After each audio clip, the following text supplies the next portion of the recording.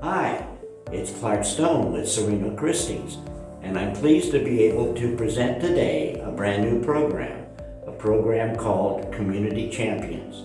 The reason for Community Champions is to recognize so many of our neighbors who volunteer every day with passion to provide services for those that are underserved. And I'm honored to be able to recognize our first community champion, and that's Maria Barsati. Maria is a longtime Danville resident, very successful career, and was approaching retirement. And she was thinking of things that really could add value to her life, but also to many, many others that she impacts. So without further ado, I'd like to introduce to you Maria Barsati. As Clark mentioned, when I retired, I decided to do some searching about what I wanted to do next. I'm pretty picky about things. So I did a lot of research, and I found an organization called the Assistance League of Diablo Valley. And I found out that they have over 400 members, and only one of those members is a paid staff. Also, they serve Contra Costa County, which is where I live, and that was very important to me as well. And they have 16 programs that they work on all the time, and that was important. All of those programs are in Contra Costa County, and more than that, they actually have a thrift shop that they manage and staff totally with volunteers. So to me, those were three things that were important and satisfied my need to find an organization that really was there to help people and not to pay staff. The thrift shop is an organization which takes in donations and refurbishes them and does whatever is necessary to sell items to make money for the programs. Also, what I found to be very important was the fact that they never throw anything away, or very, very little gets thrown away. Most of the things that we don't use for sale go to other organizations that can use them. And that to me was very important. So I did that, and I wanted you to be aware of it as well. So it's very seldom that anything that you bring to us that we accept will be thrown away. And that to me was a very important. They have, as I said, 16 programs, and when I first started, I worked in most of them, and I found two that were very satisfactory to me. So those are the two that I am working on right now. One is called Telecare, which is a program for seniors. And we actually call seniors on a daily basis. Some of these seniors have no one. Okay, they live alone, or they live in senior living, but we are often the only people that they talk to. What we do, we call them. And we chat with them and let them know that there's someone out there that cares and checks on them, and that's very important.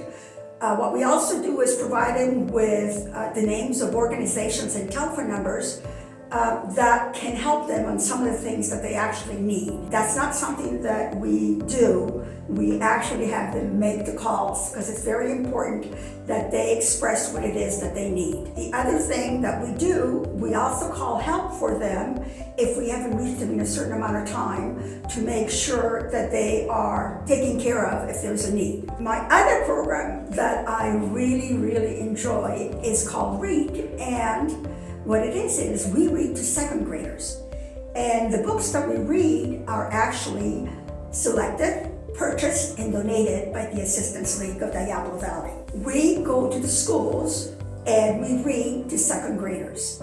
And then after we've read, we leave the books for them to read at another time when it's convenient for the teacher or for the students. The thing that's very wonderful about this is also the reception that you get from the children. At least for me, that's very important, is the reception that you get from the children and when you talk to them. We talk to them after we read the books, we ask them questions, and we impart information that they didn't have, or more information on things that they already knew. And we share. We ask them to share with us, and we share with them.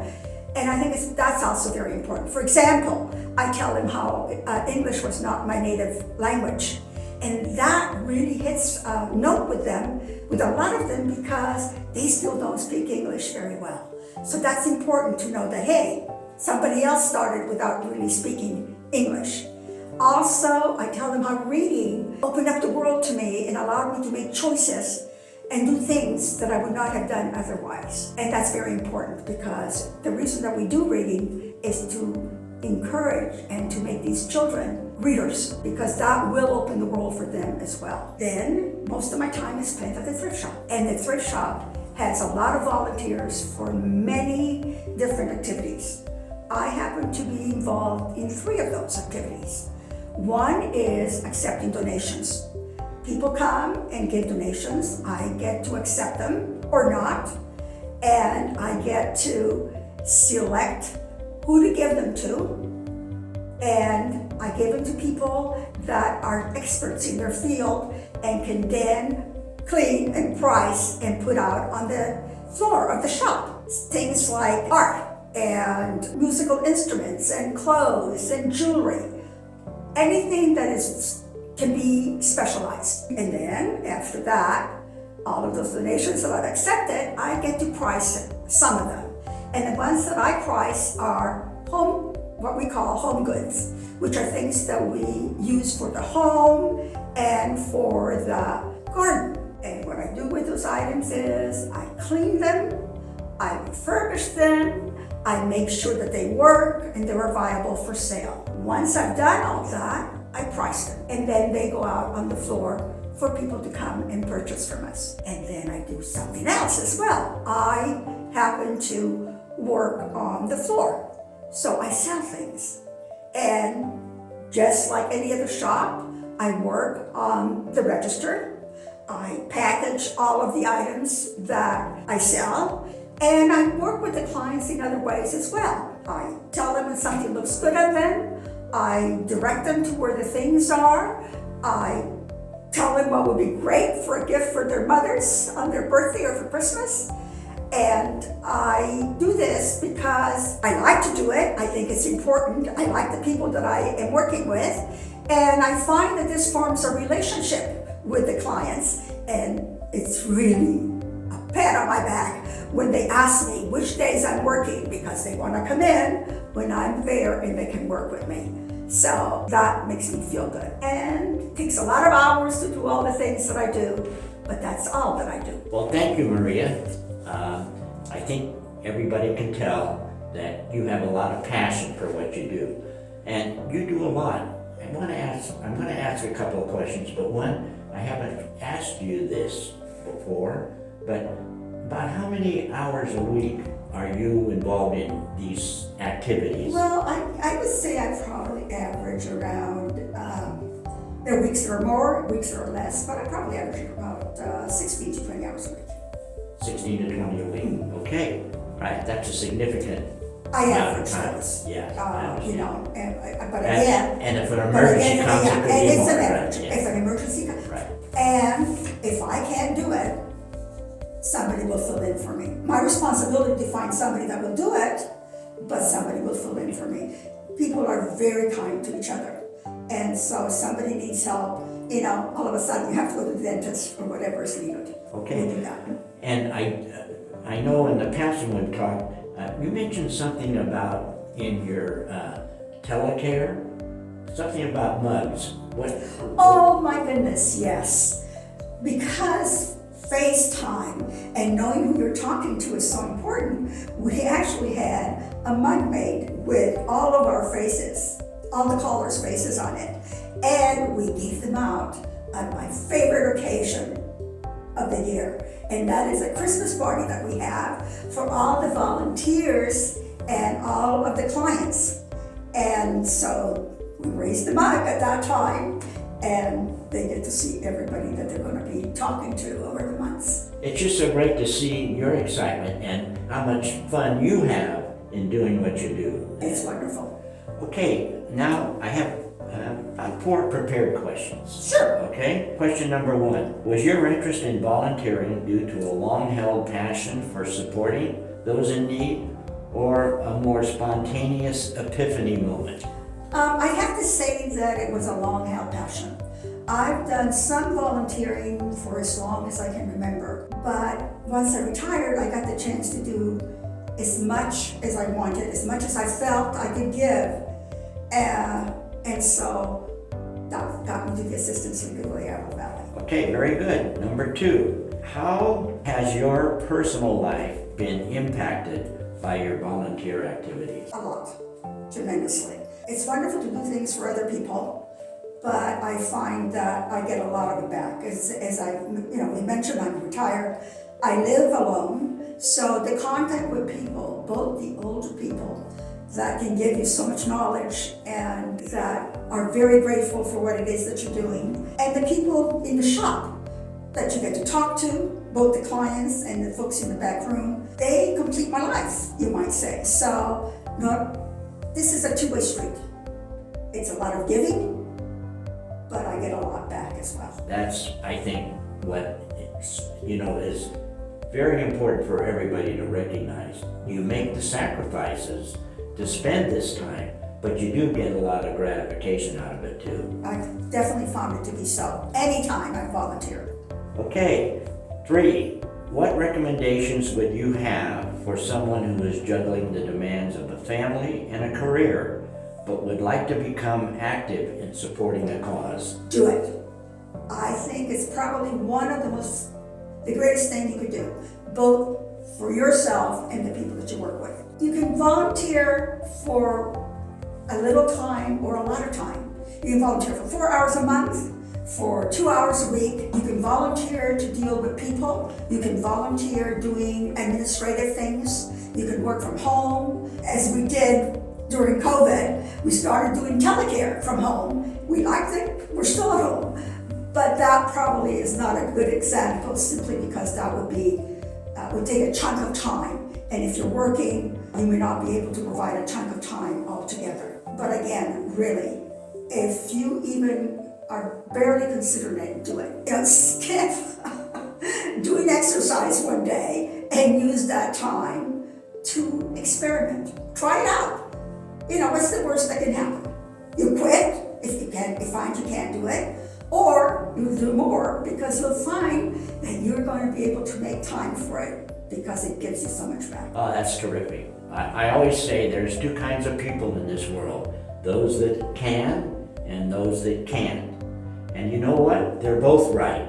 But why not be on the side of those that can? Absolutely. Okay, last question. Is the Assistance League of Diablo Valley looking for volunteers and/or accepting donations? Absolutely. We need as many volunteers as we can get. Running a thrift shop takes so many people, you can't imagine. And because we've got it set up that, for example, in the shop, we work from 10 to 1 in the morning or from 1 to 4. That takes 4 to 6 volunteers each day, for example. And there's a lot of days in the year. So we need a lot of volunteers, and volunteers always accept it and need it. And that, by the way, was one of the things that I liked about these folks, because they actually trained the volunteers. I thought that was rather important. Also, I find that we can always use donations, always.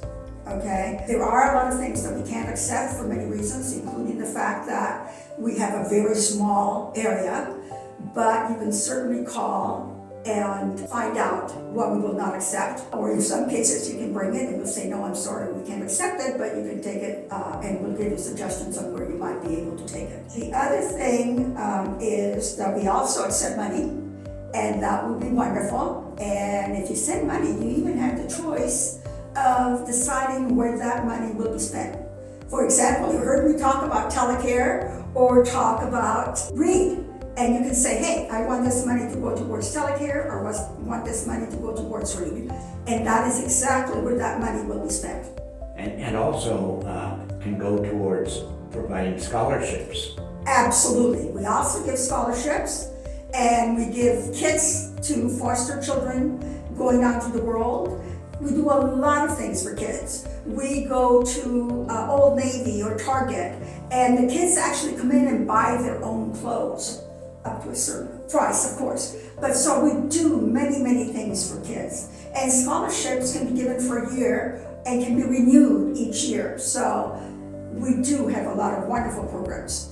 And as far as the kids are concerned, we don't just drop them off when they get to be 2.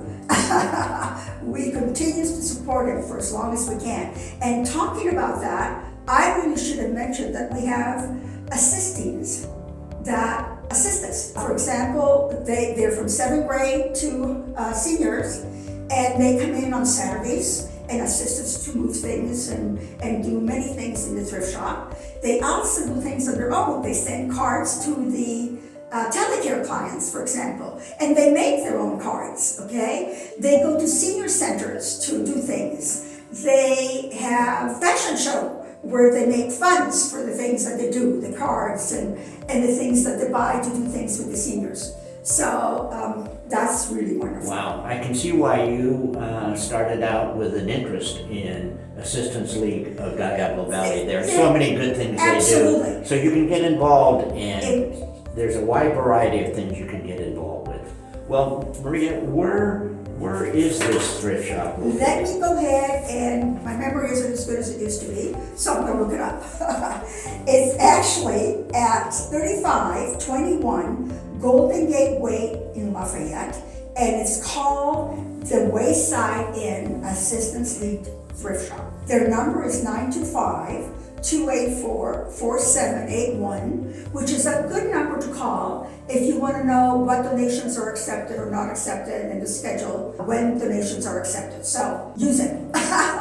We'll take anything that you can give us, and thank you for it. And as far as finding out all of the things that we do, if you remember I said there were 16 of them, then please go ahead and go online and look at the web, because it has everything in great detail. What's that web address? Oh my goodness. To be honest with you, I don't have it right now. Okay, we'll get it, yes. We'll get it. And the number that you can call for that information is 925-934-0901, and someone will give you the information or will pass you on to someone that can provide all the information that you want and need. Okay, well, I really appreciate having Maria here and be able to explain how she is so engaged in volunteering, and I hope it's infectious, that it encourages you to get involved, and I would look forward to hearing from you if you might have someone you know who would be a good candidate to be a community champion. And just concluding, it's Clark Stone with Serena Christie's, and I can be reached if you want to chat about anything involved with real estate. You can reach me at 925-519-0059, and that's by phone or text, or you can go on my website, clarkstone.com. Thank you so much.